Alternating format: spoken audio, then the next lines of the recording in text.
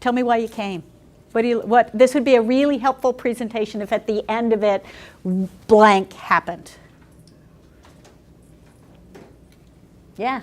I'm new in a parish, and it's a time of redevelopment and new beginnings and new imaginings. And the workshop description sounds like you've had a season of redevelopment. It's been a season.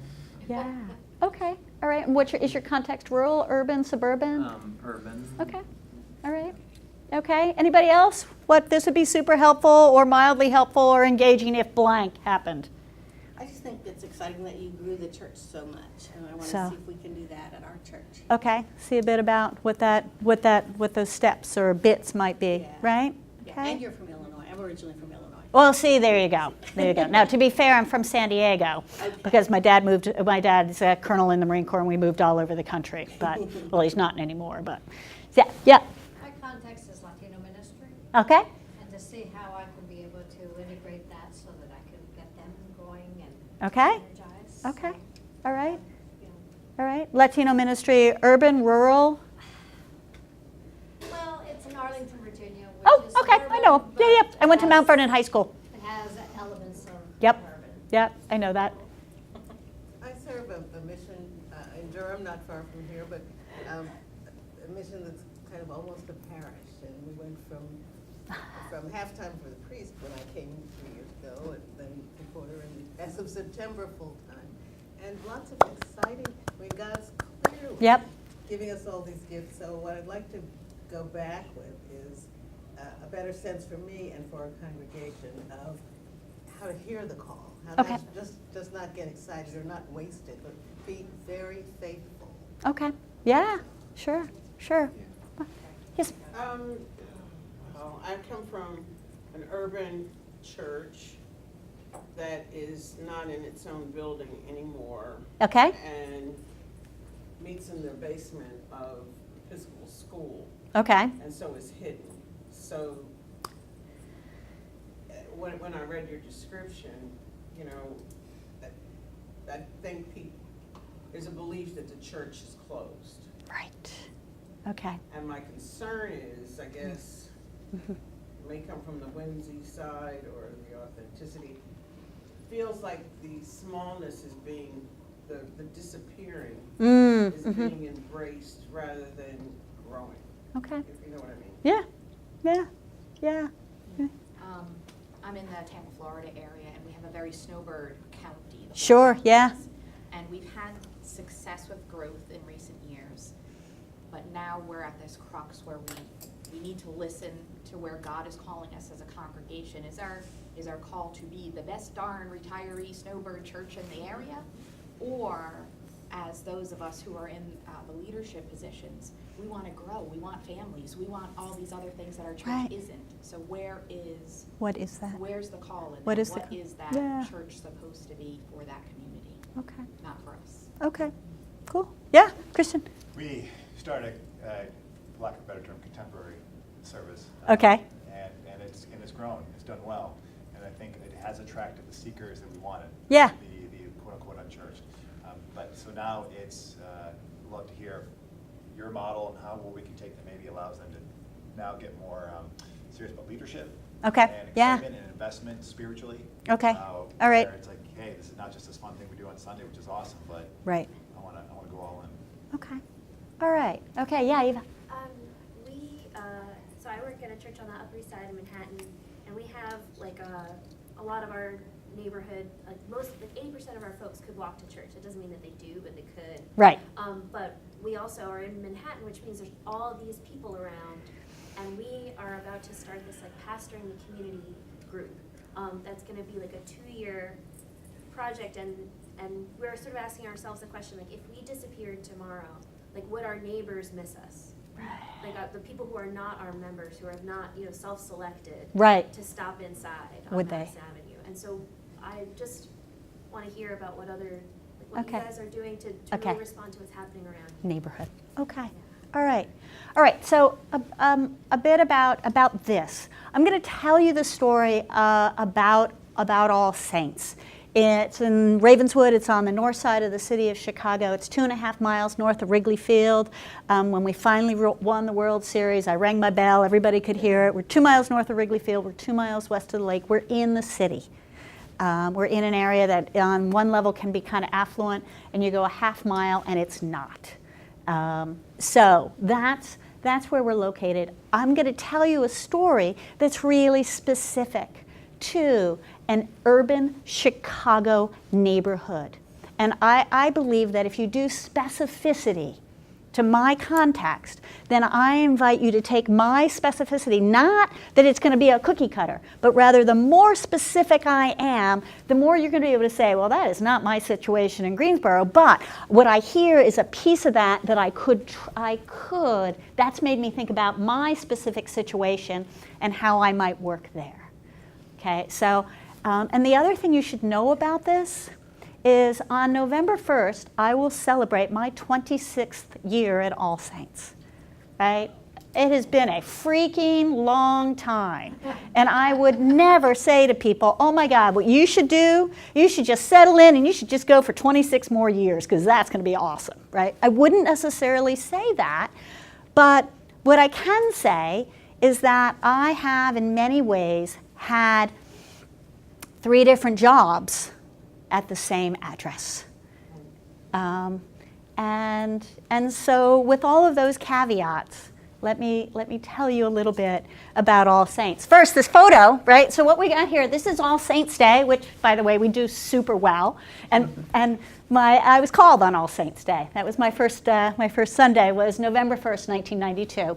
And so what we do on All Saints Day is, it's All Saints, a Day of the Dead, and we have names, these are prayer flags, and they're names of folks, and we start putting them out on Pet Blessing Sunday on like the first Sunday of October.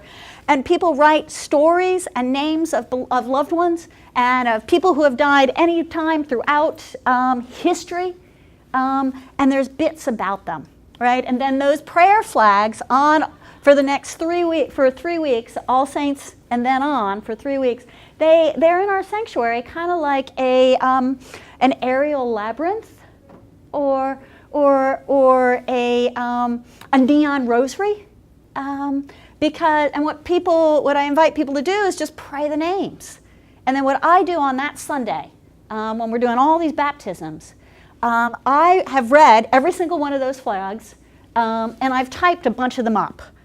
Now, it took me a bunch of years to finally realize I should read them before they got stapled. I can't tell you the number of times I've just sat on the pews reading them and typing. And I type bits, I type the stories on the flags, and then that's my sermon. Because there is no way, it's not every flag, but there is no way that those could be hovering over our heads without people looking at them. So that is All Saints Day, Day of the Dead, and they are, for all intents and purposes, the cloud of witnesses that have gone before the people who we're baptizing, right? So anyway, that's just a bit of what it looks like, and this is what I think it's all about. You shall love the Lord your God with all your heart, with all your soul, all your strength, and all your mind, and love your neighbor as yourself. There are lots of cruxes, but I think this one for us. This is All Saints circa 1990. I moved to Chicago because my spouse was offered a tenure track faculty position at the Unitarian Seminary. And it was in 1992. And my spouse is a woman, and that was before queer people were trendy. And I moved, I told the bishop, but I didn't tell anybody else, and that was after I'd spent my life mocking women who moved for their husbands. Now, I could imagine someone moving for me. I'm kind of interesting. But in the end, I moved for Susan, and I moved without a job. And I moved from the Diocese of Newark, where I was doing just fine, and went to a diocese that was completely misogynistic, that had been super slow in ordaining women, where there were no women in charge. There were no women rectors, and there was no woman vicar or rector in charge of a parish in the city of Chicago. And I moved, and I took All Saints after the cathedral didn't hire me to be their associate because I cannot sing, and I still cannot sing. And it was a halftime call. And I was the interim. It's been a while. I was the interim, and I didn't move into the rectory because it was a dump. And I figured I was only going to be there for a year. And then not long into it, they decided to make me the Congregational Development Vicar, which I said, CDV, that kind of sounds like a disease. But the idea was that I would be there, and my call would be to redevelop the congregation. And at the end of the time, that mission congregation, if they were still happy, then I could maybe become the vicar and not the Congregational Development Vicar.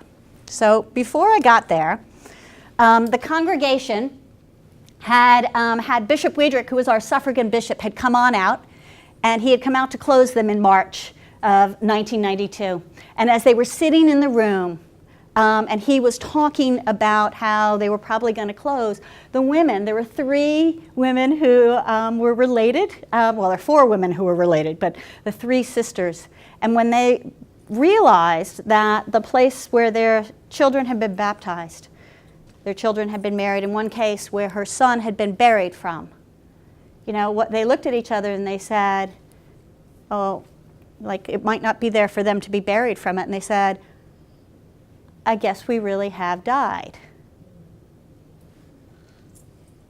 And Bishop Wiedrich kind of let that sit in the room, and then Bishop Wiedrich said to them, as Christians, we have a belief about that. And if you've died, you can rise. The problem is when you're dead and you still think you're alive. He didn't close them. My predecessor had been there 17 years, kind of a raging active alcoholic, among other things. He resigned. They asked him to resign, and a supply person came in. I moved without a job. Didn't get the cathedral position, and the canon to the ordinary sent me to interview with them as the interim. And I said, well, how many other people are you sending over? And he said, you're it. And I said, well, I like those odds. So we had 30 people on a Sunday. We had $23,000 in pledge income. We had $25,000 in payables that we owed from the year before. We hadn't paid our apportionment in 4 or 5 years. We still owed $48,000 on a roof that still leaked because somebody's brother-in-law fixed it. And this is my favorite part.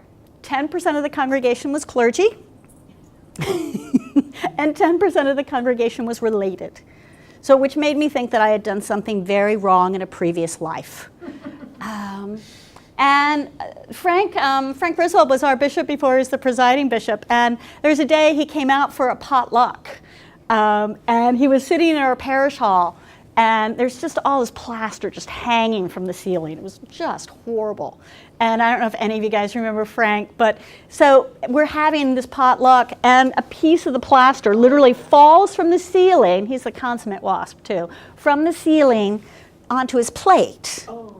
And I was just like, and he said, oh, Bonnie, I just love the faux finish on your ceiling. I was like, yeah. Why the subset of clergy in the parish? The people who couldn't get jobs. Okay. Right? They were just sort of the kind of the halt and the lame. They're not people who I necessarily wanted to employ, except for one fellow, Father Philip, who was from the Southern Indian church. But the rest of them were like, They called me up and introduced me and said, we're here for you. And I was like, wow, I've never had so many clergy. Let me tell you, this is kind of what we look like now.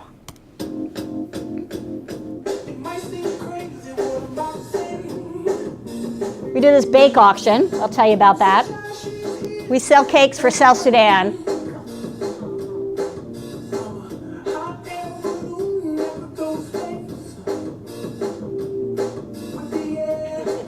We had 3 kids when I started.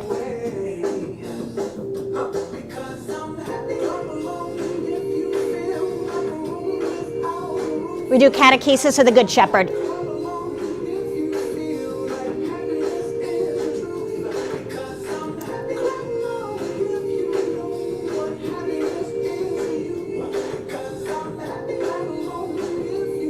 This is one of the many years we were doing capital renovations.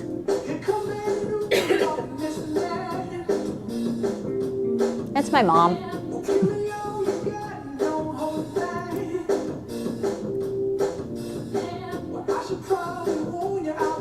We have a 5K race with 4,000 people at it. And we sponsor a bunch of people for ordination.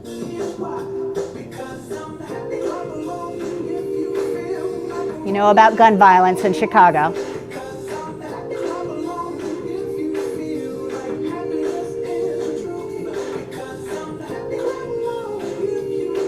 We have a backpack blessing, and we replace the altar and the pulpit with 1,000 pounds of paper that we give away to the schools. And some of our parishioners get around. This is our relationship in Southeast Mexico.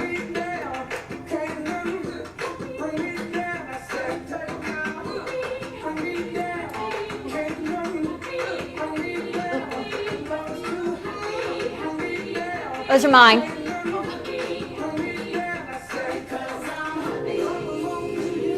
This is Fran, our associate 2 times ago, and this was her going away party. She was going to the suburbs, so we knew she was going to need some new outfits. So they were able to help her out.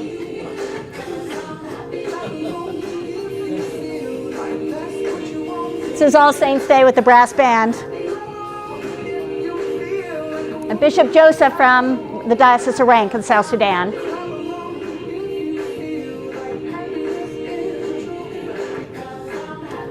Our Christmas pageant has 75 speaking parts. It's intergenerational. It's a musical.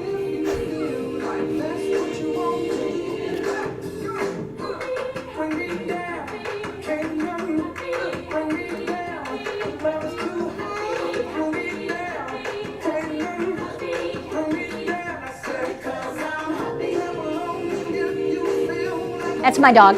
He's a sheep dog. Thank you.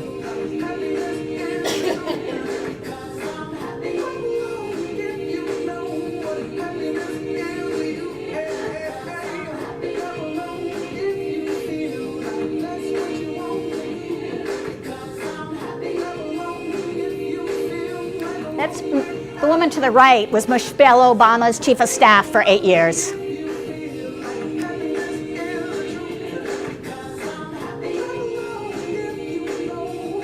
Wrapping shepherds.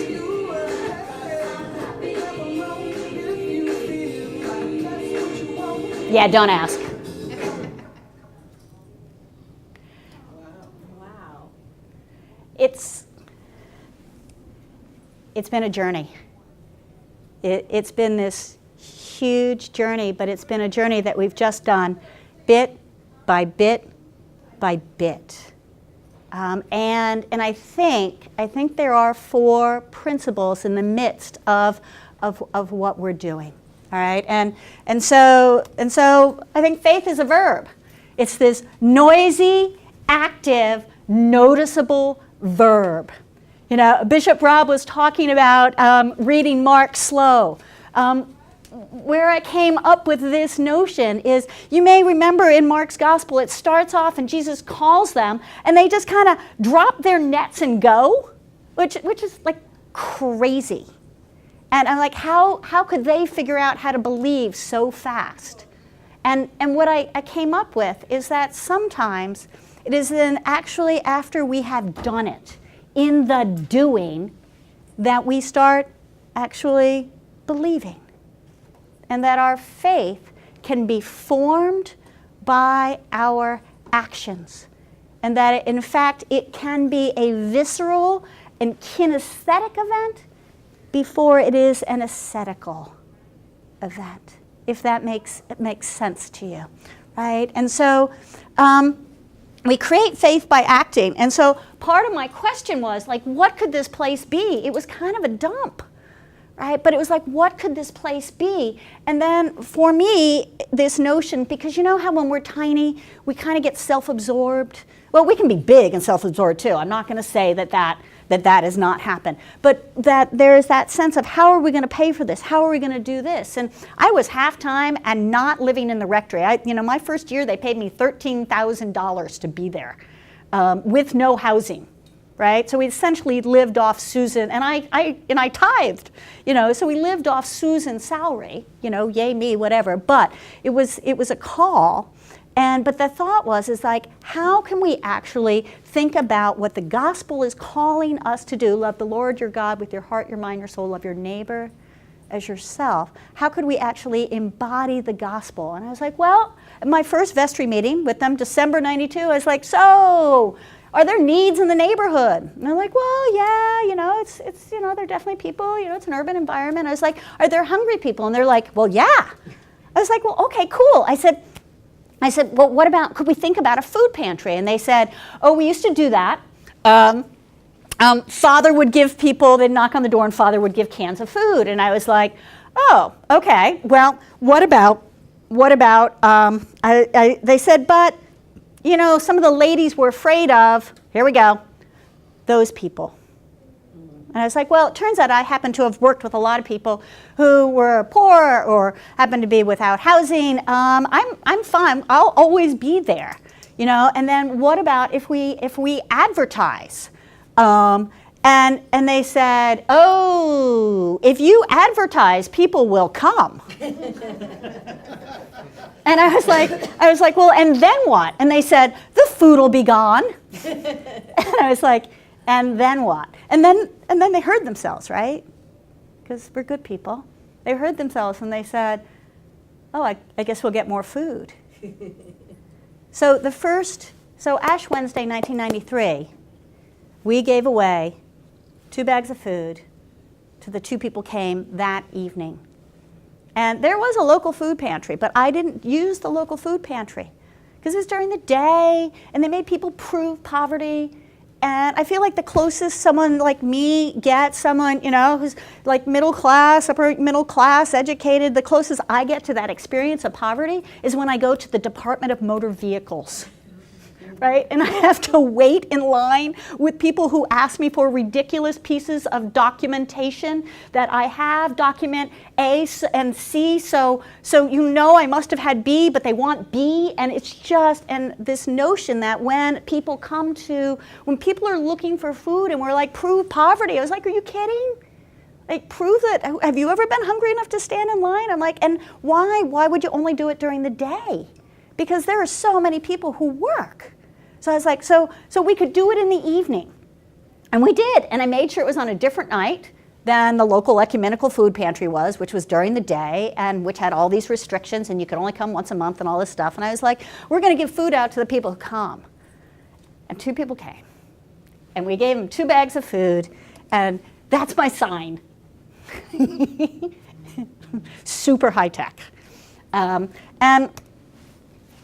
like 2 years ago, that's what it looks like, one section of it. That's my sanctuary. That's our sanctuary. Here's the altar, right?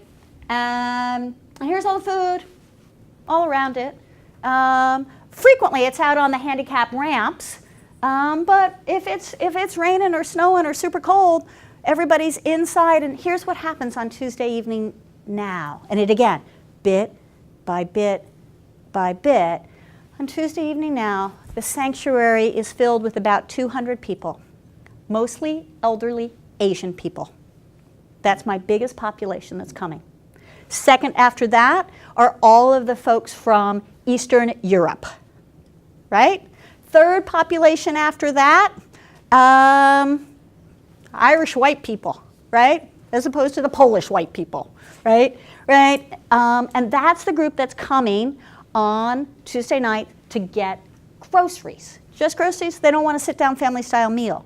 In our parish hall, we have a family-style sit-down meal, and that's probably, 70% white, maybe 20% African-American, and then 5% maybe Latino, some Asian folks, and somebody who wrote down that they were alien. because you can't make some of the stuff up. But they're mostly folks, and that group is about 15% of folks are without housing. But they're coming for a family-style sit-down meal again, and that group is probably about 45 years old, somewhere in there.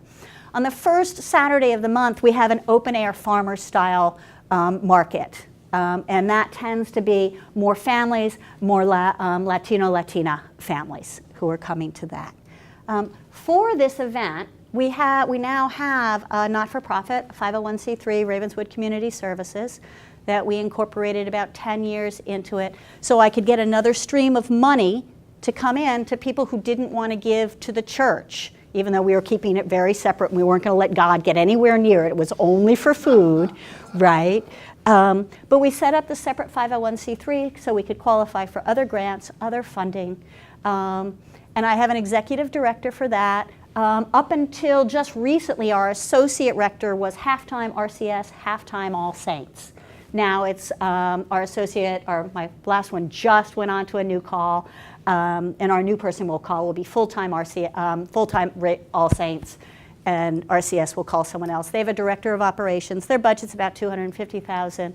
Our church budget now is about $500,000.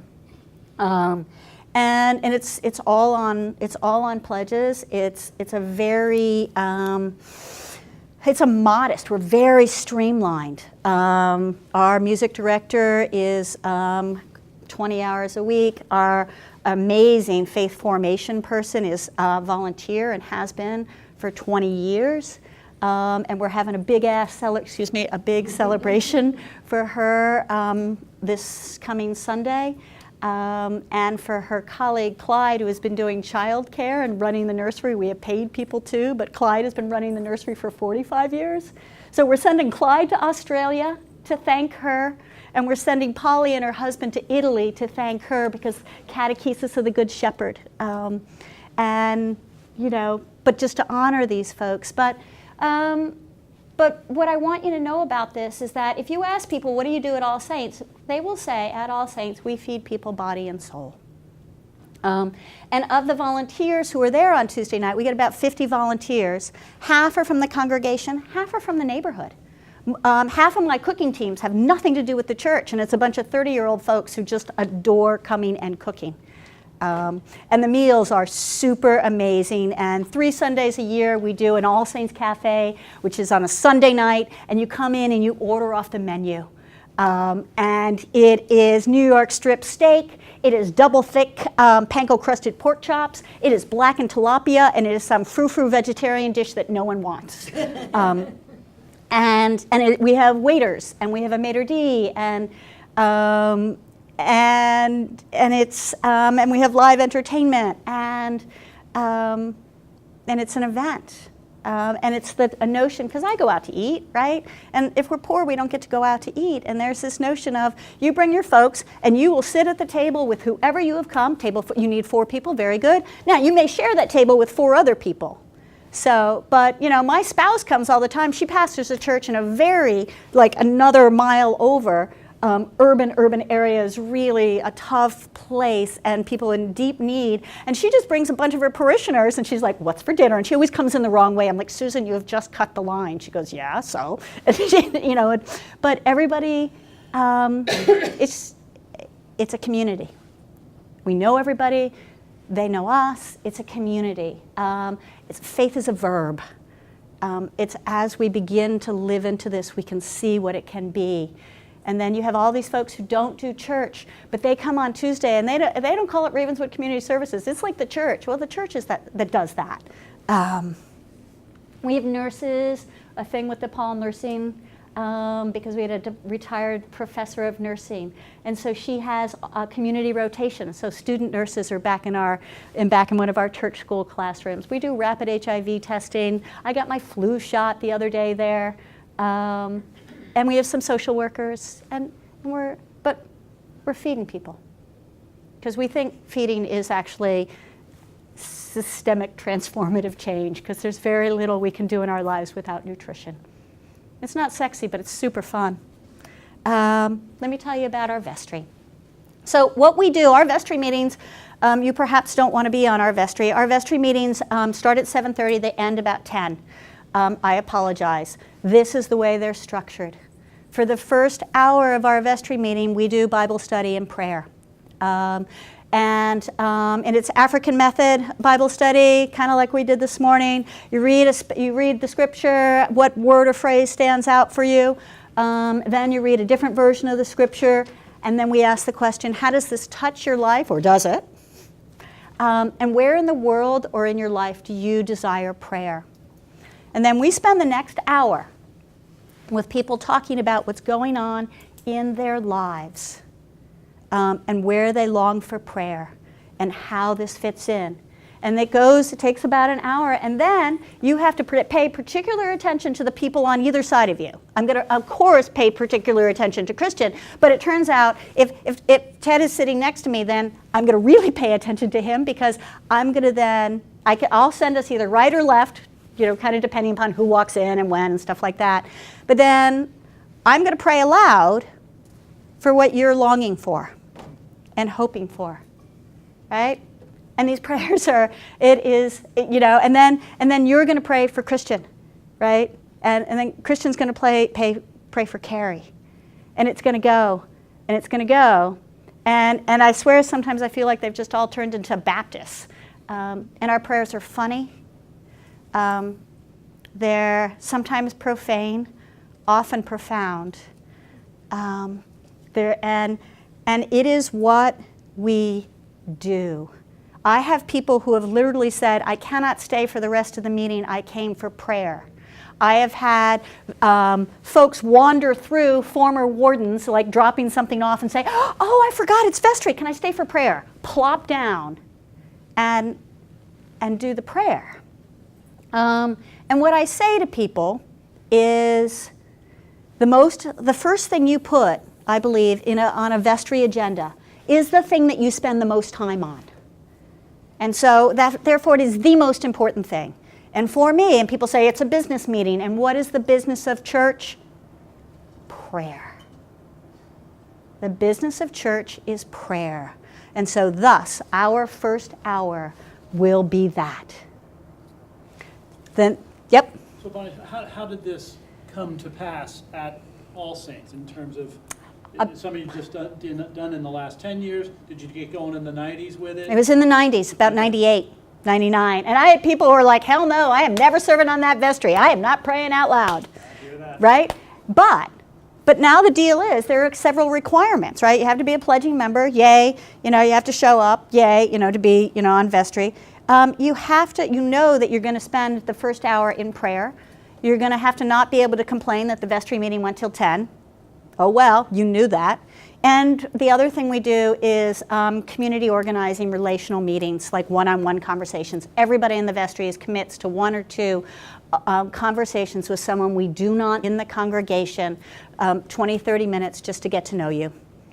And so you don't come on vestry, you don't run for vestry unless you sign off knowing that that's what you're going to get to do.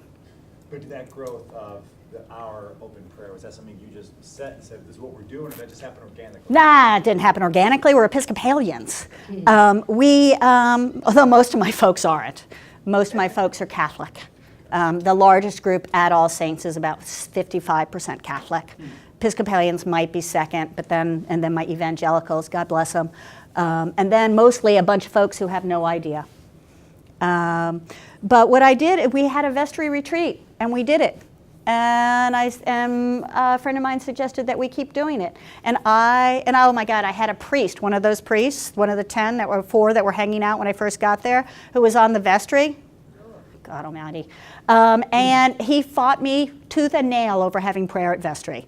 And I was like, do you understand how funny you sound right now? I'm just wondering, you're saying this out loud. I can hear you. And so we just did it. And there was some resistance. And we just kept doing it, and we kept doing it, and now it is what we do. And I have folks who have never, and I had my music director, because she would attend all the time, and she was a Congregationalist, and she's like, I don't know how to do this. And I was like, Margaret. She said, I can't pray out loud. I said, let's practice. I said, do you think I'm any good at this? I said, I didn't grow up doing this. I said, but it's about, I said, do you care about Nick?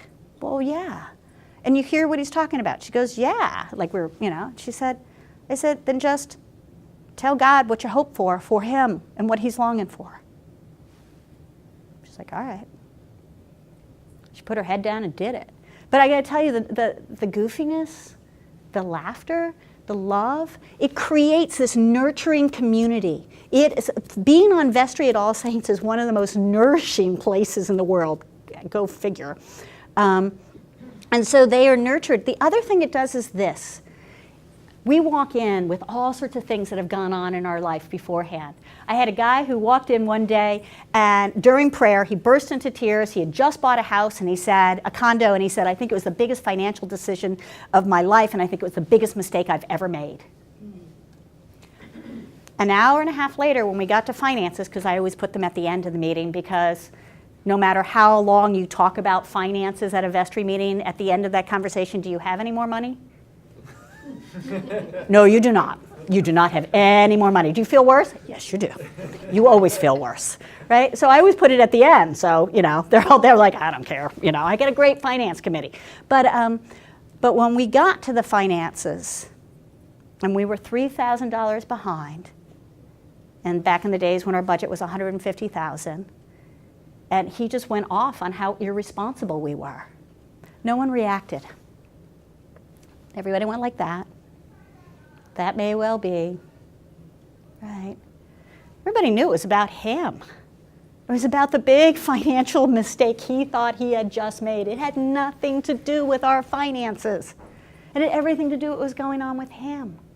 And we all knew that. We didn't have to say it, but we knew it. And so it's this way of really knowing what's going on in people's life. Does that make sense? Yeah. So it's this thing, and then I can go on and on, but I won't, about what the rest of the vestry meetings look like. But you now already do know that finances come last. Right after the prayer is snacks and scribe, and we rotate the scribe because who in God's name really wants to be the vestry scribe? And then we do wins. What has happened since we last met, that happened that we want to celebrate? Because everybody's happy at various places to pick. Let's put something that we want to win. This is what we did well. It was like, by God, how about that? That was good. Okay, yeah, we could do this to alter it, but man, that was good.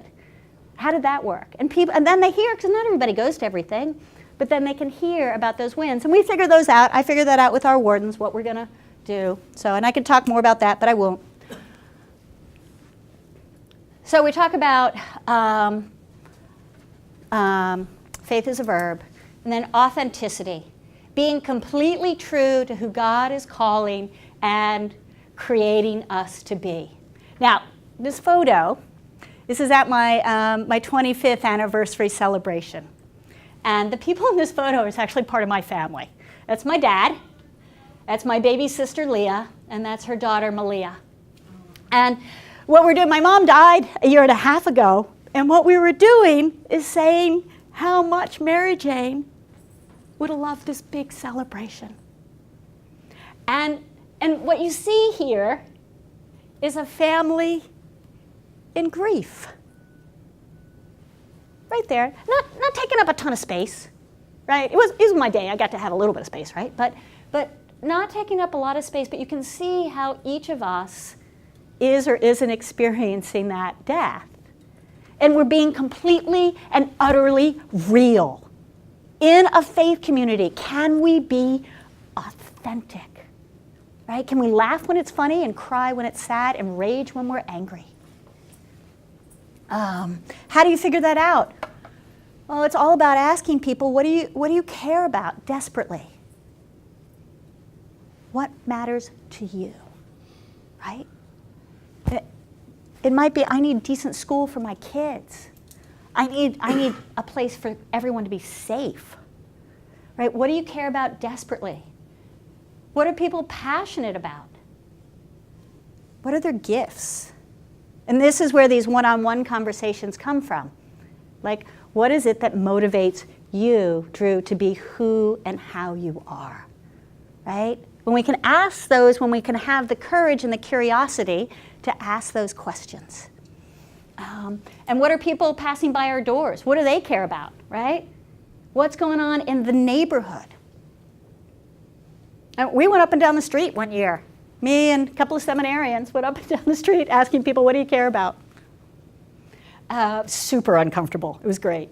Because when we offer opportunities for people to embody that which they care about, that which they long for, I think then we're on the road to following God's call. Because I think each and every one of us has been made in God's image and likeness. You guys know this, but we all have really cool gifts that are only going to be manifested in us. And and those are shown in our passions. Or as Bishop Rob said today, our purpose. Right? It's shown in that. And the more we nurture that, then the more I'm able to live out who God's calling me to be. Asking people, having the real, deep conversations. Now, which is not to say that this isn't periodically funny. And we'll say, hey, if you want to have a conversation with someone on the vestry, they'd be happy to reach out to you. People sign the visitor book. Hey, I'd like to have a conversation. We also just call people up. And I can tell you, on several occasions, someone has called me and said, okay, Nick just called me. Does he know I'm married? I'm like, yes, Nick knows you're married. He doesn't want to have a date with you. He wants to have coffee. Mm-hmm. They're like, oh, okay. Because that's the other thing, is that the average age at All Saints is 36. So it's turns out it's true. Yeah, super young. Let's see, what else? Huh? When did that begin to shift? Partly, probably 96. Yeah, 97. And it has just stayed young. I have some folks who now it's kind of entertaining. They started with me when they were 40, and now it turns out they're not. They're 65. But the group of people I do not have in our congregation are my parents' age. I've got 3 couples who are in their 80s, and one woman who's in her 90s. The people who were at All Saints when I came there, I buried most of them, right? Not right away. To be fair, the woman who said, I guess we've died, when she worried, and this place won't be here for me to be buried from, I did her memorial service at 10 o'clock on a Sunday morning. And I was like, I know y'all have some of you knew B, and some of you are wondering what the heck you were doing in the middle of a funeral, but let me tell you, it is because of her that we are here, her and Jesus. And so soak it up, friends. This is what this place is, right? And people were like, all right. It's like, oh, this is All Saints. Yeah. And then, see, the other thing that happened for us is, and she's coming up, is figuring out what people are passionate about. There you go, Polly Tangora. Polly Tangora showed up on Advent 4, 1992. She had a red coat on and a white hat. She sat in the second quadrant. We're in the round. Polly Tangora said to me not long after that, all I want to do is teach kids about Jesus. I was like, okay. She has a master's degree in math education. She was a consultant for years for the public schools. Polly went away, found the Catechesis of the Good Shepherd, which some of you guys know Godly Play. Godly Play is kind of like the ripoff of Catechesis of the Good Shepherd, right? So Polly found it. Polly brought it back to us. Polly began to create the atriums. It's all Montessori-based church school, brings out the inner spirituality of all of our young people and just nurtures the heck out of it. And Polly is amazing, which is why we're doing this big celebration for her. But she comes in at 8:30. She comes to the 8 o'clock service and then essentially runs. When we went to 3 services, she was so excited. She's like, "Oh my God, that means I can do something from 9 until 9:40 for the 3-year-olds who can't sit through church, and then we'll do a 10 to 11 program, and then I'll repeat the 9 to 9:40 from 11 to 11:40." I was like, she's running a small graduate school program for our young people. Now, you may say, I don't have a Polly. This is what I'm going to invite you to do, and I'm not even being cheesy. Pray for Polly. Pray for your person. Like, ask that person to show up. Be looking for that person. Look, these people, they're going to come, guys. And I'm also going to say is if you happen to live in a neighborhood where the average age is 65, stop looking for kids. Do massively amazing, wonderful stuff for seniors. When we keep looking for someone, something else that is not there, it is idolatry. It is us saying what God has given us is not good enough. It is like saying, okay, we need to have a really good quarterback who can throw lots of touchdown passes, right? Right? But we have no receivers, right? But instead we got some really good running backs. This is all Ken and Callahan, 12 Keys to an Effective Church, right? All of his cheesy metaphors too, trust me. But this notion is take what we've got and then go from there. Stop longing for what we don't have unless what we don't have is God. But we've got these gifts. Use them. And because our neighborhood, more and more folks, families moved in. And here's the other thing. My first year, in 98, I lost $10,000. 4 families moved to Oak Park because the schools were bad. The following year, I ran for local school council. Not long after that, of 8 people on the local school council, 4 of them for All Saints. Okay? Super interesting when we were hiring and firing a principal. I thought, this is great. I have got the block on this, right? I have more people. I can control this, except we were on 2 different sides. That was awkward. But we decided we're going to invest in the schools because the families are here. And if Chicago Public Schools go down, All Saints goes down. We do 2 things super well at All Saints. Outreach, kids. That's what God gave us. And we started with outreach. And Polly is the one, she's like, okay, what do you want to do? And about 15 years ago, Polly got together with this other woman, Emily, who's now ordained, and said, let's take the church over for the kids. Outreach gets all the attention around here. I'm going to take the church over for the kids. She ran for vestry.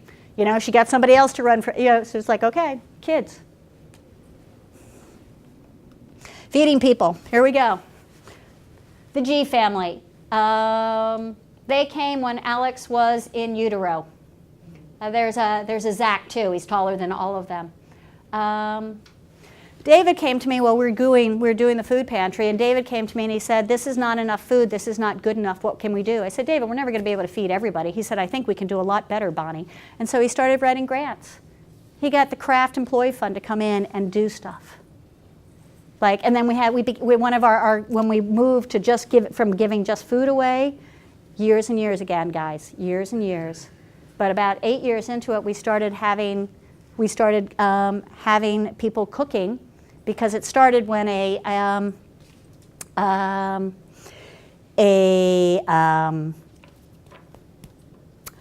where am I losing my attention, losing myself? It started when a confirmation group came to give out food from the suburbs, and they had leftover pizza, and they said, oh, can we give it to the people who were coming for the pantry? And I was like, they don't want your leftover suburban, church school pizza.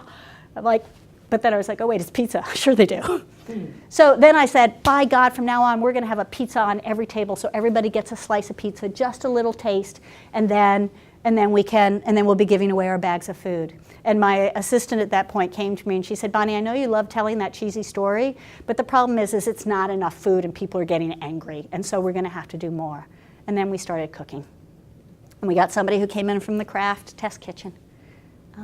Other thing you should know about our community kitchen and food pantry, we're really clear. We don't have patrons, we don't have clients. We have neighbors. Neighbors in need, neighbors of means. I may be in need, I may be of means, and various days I'm both. Also, we don't, people who are giving away bags of groceries are every bit as likely to be taking a bag of grocery home as to not be. Because in a bifurcated world, it is one place where everybody works together. I had a seminarian who literally said, I can't tell who's us and who's them. I said, it's we. Lame. And so there is this connection. You know, Sylvester, who used to sell peanuts at the Cubs seasonally, comes at 2:30 now because the Lane Tech vice principal preached one day, and he was looking for someone who could be a really good engineer, handyman. And we sent him through the process, and Sylvester had a conviction from long ago. We told them, they got past the conviction. It was 25 years ago, and now Sylvester is working at Lane Tech, making more money than he has ever made in his entire life. He is in the union. But he comes now at 2:30 on Tuesdays to set up before he goes to work at 4:30. And Lori is now the executive director of the Community Kitchen and Food Pantry. Alex pretty much grew up going to the Community Kitchen and Food Pantry. When he had his 5th birthday, the night of his 5th birthday, he was at the pantry, and one of our neighbors took David out, walked him out to the back, around the back, but had a shopping basket, pulled out a shopping basket, handed David a fishing pole, and he said, "It's your son's birthday, isn't it?" And David said, "Yes." And he said, "Would you please give this to him for his birthday?" Alex used to play duets with one of the guys.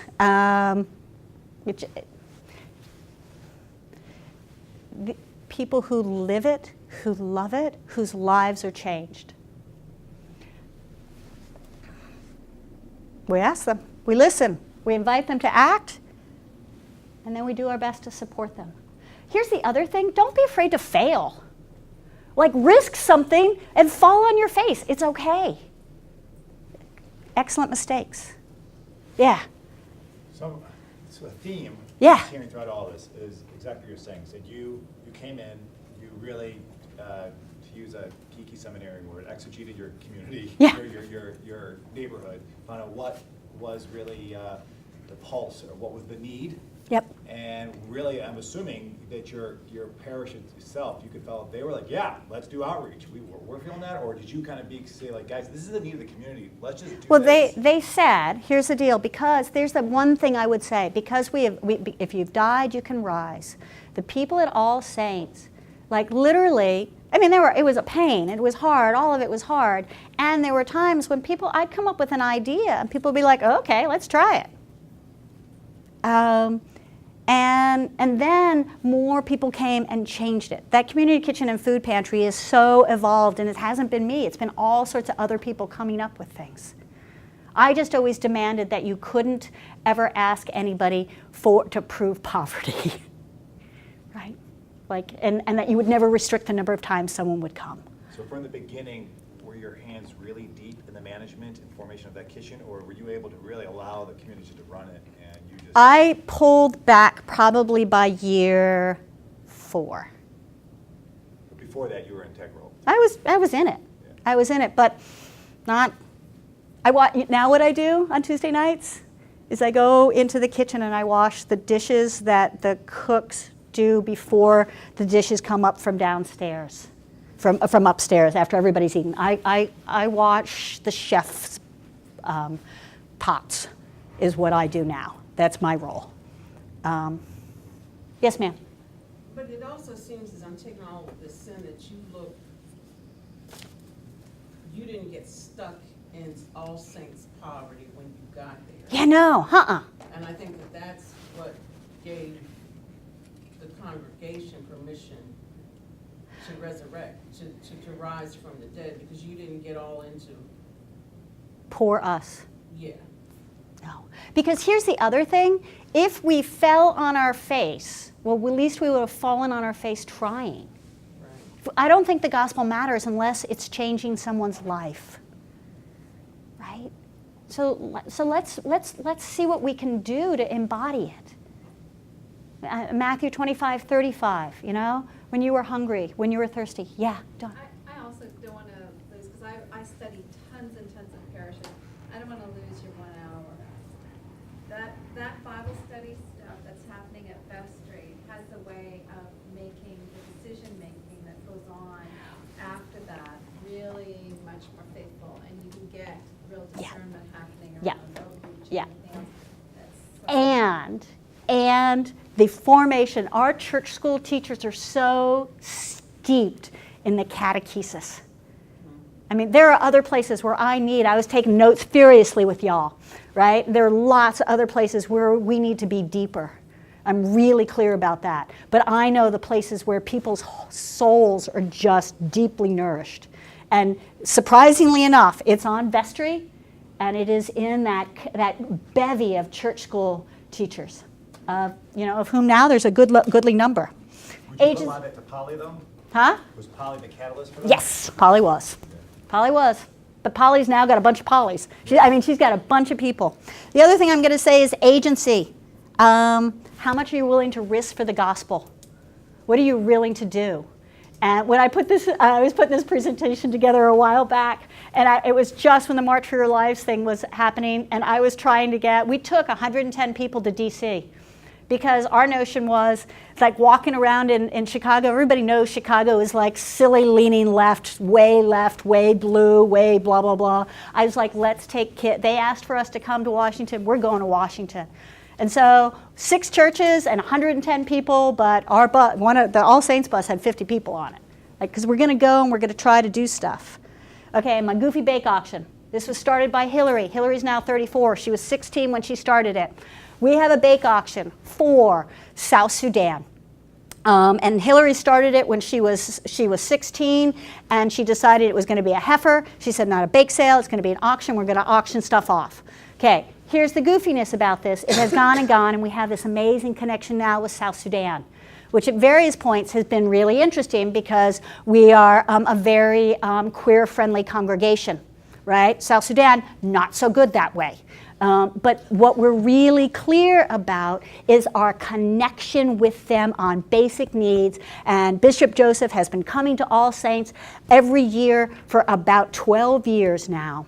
And this bake auction, where the kids, my 9 to 12-year-olds, run this thing, started by Hillary, who's now 34, who now runs my youth group. But they run this. And then, usually it'd be like, it'd have like $100 or $200 for a cake. There was a year where Connie and I decided that we were going to buy a cake for $500. And so I would say, okay, you just bid me up to $500. You can get out by $500. You won't have to do that, right? And then Connie was actually going to pay $500 for this cake too. And I said, well, what the heck? Why don't we just buy it for $1,000? And it's not like either one of us needs a whole cake. So we started doing this bidding thing. And it went over 500, and people were like, whoa, you're in new territory now. Right? We had done 250 before that, 300. Because these people they're middle class, right? But if 100 people give a check for $100, you got $10,000. If 150 people give a check for $100, you got $15,000. Connie and I started going, and we got to $750, and then this guy Charlie jumps in.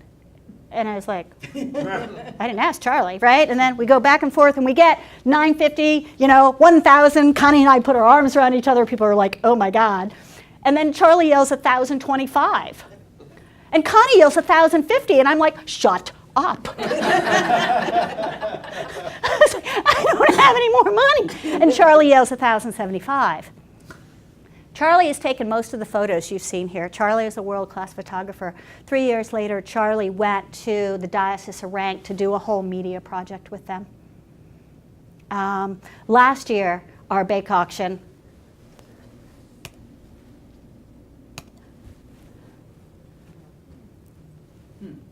that's not bad. That's not bad. That's real money. My 9 to 12-year-olds decide where it's going. Agency. I have 9 to 12-year-olds who get upset when the year they only raise $21,000. I was like, move on, children. We're doing a capital campaign and everything else. You're fine. 29,000 people come in as coalitions, right? There was the Trump cake with the caramel wave and the orange, Anyway. All right. I told you about the pilgrimage. Whimsy. Please, could we never ever forget that, and there is that Leviathan which you made for the sport of it. We should be able to laugh. That's a funny line, right? There is amazing stuff that is funny and whimsy, and for some reason we have decided that we have got to be,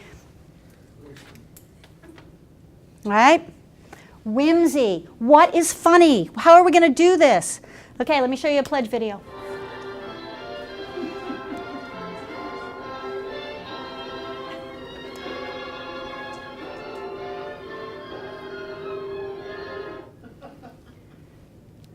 I just don't see the point of it. My pledge to All Saints doesn't matter. Life would be the same, even if I didn't. Cheese and crackers! You gave me a scare, neighbor. No need to be scared, George. It's not like I'm the ghost of Christmas past. Oh yeah, that's another movie. What's this I hear about you're not pledging to All Saints? The world is crazy. It doesn't matter if I pledge. That's a bad theory, George. You're wrong. And I'll show you why. George, I can show you all sorts of things of what would happen if you didn't pledge to All Saints.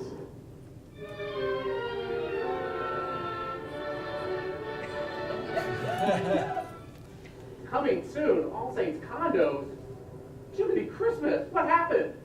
Well, you know that when the bank was about to foreclose on this place, Old Man Potter swooped in. He's always wanted to get his hands on it. No, Mr. Potter, how could you? Well, George, this will be great. The penthouse condo up there will have great views. Oh, no. Well, I'm sure the Historical Landmark Division in Alderman won't let this happen. I don't know, George. This is Chicago. Please consider making a pledge to All Saints.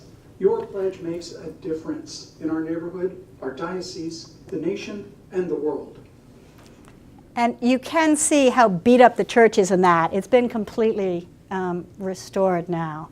But we didn't want to do any of that would ever get in the way of real ministry. But when it was pretty clear the whole thing was going to fall down, we decided to do something about it. I'm going to skip this. It's another one. It's absolutely hilarious. And okay, annual meetings. How many people adore and look forward to their annual meetings? All right. Our annual meetings are pageants for adults. Okay, and so we always have themes. There's goofy stuff always happening in the midst of them. Last year's theme, happened to be the Olympics.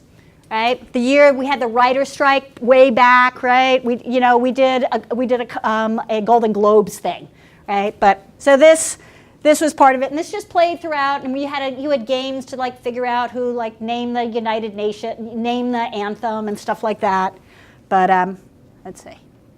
Oops, go back. Is that gonna go? Nope. Go like that. Go like that. Go like that. There we go. And then I know you guys need to get out of here.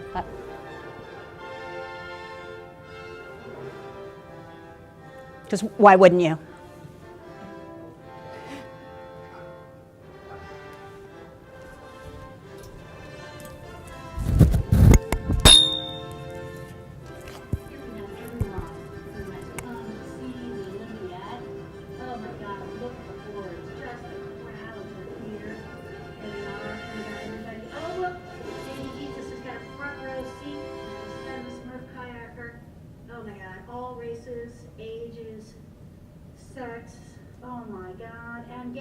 All gauges are welcome. All right, here we are. Excellent, excellent.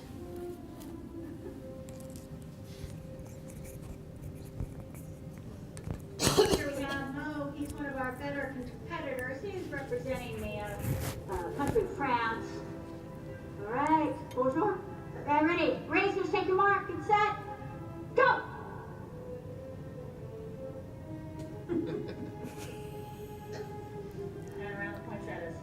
Around the poinsettias. Somewhere near the poinsettias. Oh, there we go. Oh, there we go. Nice, nice. Over the hurdle. Up and. Cleanliness is next godliness.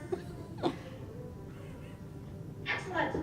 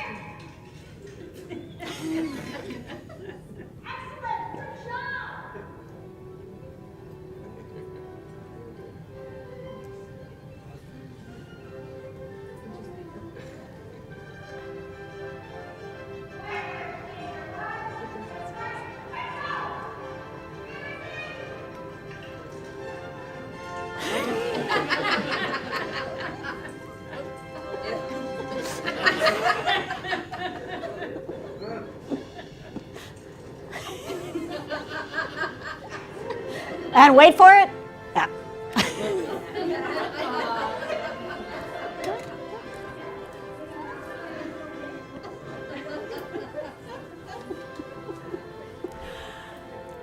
Okay.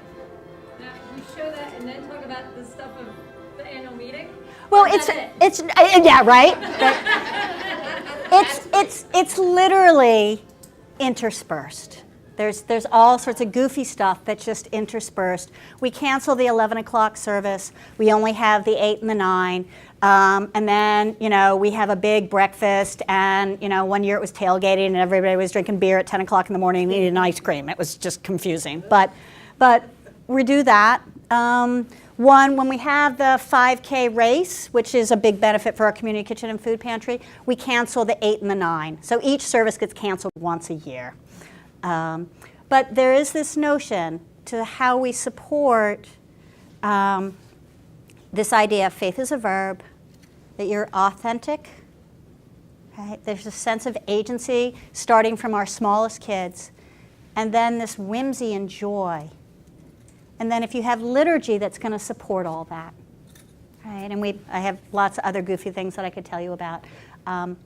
But that's a bit of it. It's a bit of what we're doing. So, and it took bit by bit by bit. Transition 7 to 8 years. Change 9 to 11. Transformation 12 to 15.